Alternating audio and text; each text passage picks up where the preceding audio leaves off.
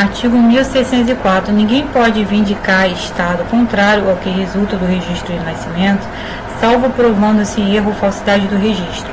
Artigo 1605. Na falta ou defeito do termo de nascimento, poderá provar-se a filiação por qualquer modo admissível em direito, quando houver começo de prova por escrito, proveniente dos pais, conjunta ou separadamente. Inciso 2. Quando existirem veementes presunções resultantes de fatos já certos.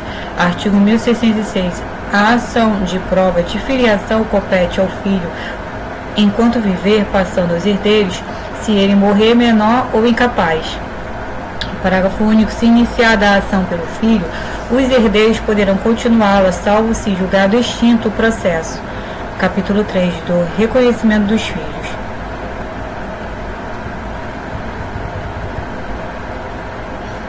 Artigo 1607. O filho havido fora do casamento pode ser reconhecido pelos pais conjunta ou separadamente. Artigo 1608. Quando a maternidade constar do termo do nascimento do filho, a mãe só poderá contestá-la provando a falsidade do termo ou das declarações nele contidas. Artigo 1609. O reconhecimento dos filhos havidos fora do casamento é irrevogável e será feito, inciso 1, no registro do nascimento, inciso 2, por escritura pública ou escrito particular, a ser arquivado em cartório, inciso 3, por testamento, ainda que incidentalmente manifestado, inciso 4, por manifestação direta e expressa perante o juiz, ainda que o reconhecimento não haja sido o objeto único e principal do ato que o contém. Parágrafo único. O reconhecimento pode preceder o nascimento do filho ou, se posterior ao seu nascimento, se ele deixar descendentes. Artigo 1610. O reconhecimento não pode ser revogado, nem mesmo quando feito em testamento. Artigo 1611. O filho havido fora do casamento, reconhecido por um dos cônjuges, não poderá residir no lar conjugal sem o consentimento do outro. Artigo 1612. O filho reconhecido enquanto menor ficará sob a guarda do genitor que o reconheceu, e se ambos o reconheceram e não houver acordo, sob a de quem melhor atender os interesses do menor. Artigo 1613. São ineficazes a condição e o termo opostos ao ato de reconhecimento do filho. Artigo 1614. O filho maior não pode ser reconhecido sem o seu consentimento, e o menor pode impugnar o reconhecimento nos 4 anos que se seguirem a maioridade ou a emancipação. Artigo 1615. Qualquer pessoa que justo interesse tenha pode contestar a ação de investigação de paternidade ou maternidade.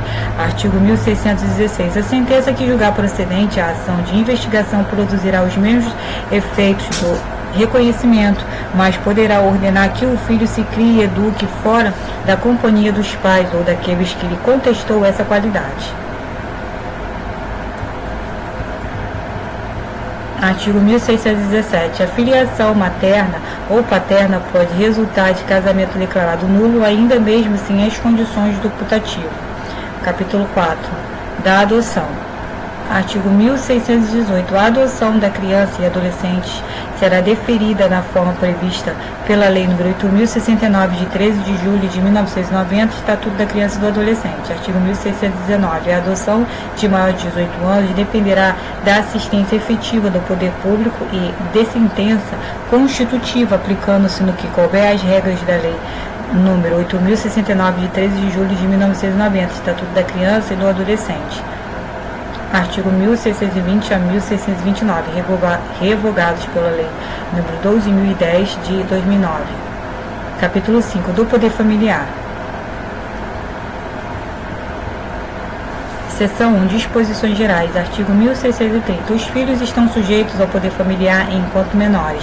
Artigo 1661. Durante o casamento e a união estável, compete ao poder familiar aos pais, na falta ou impedimento de um deles, o outro o exercerá com exclusividade. Parágrafo único. Divergindo os pais quanto ao exercício do poder familiar, é assegurado a qualquer deles recorrer ao juiz para a solução do desacordo.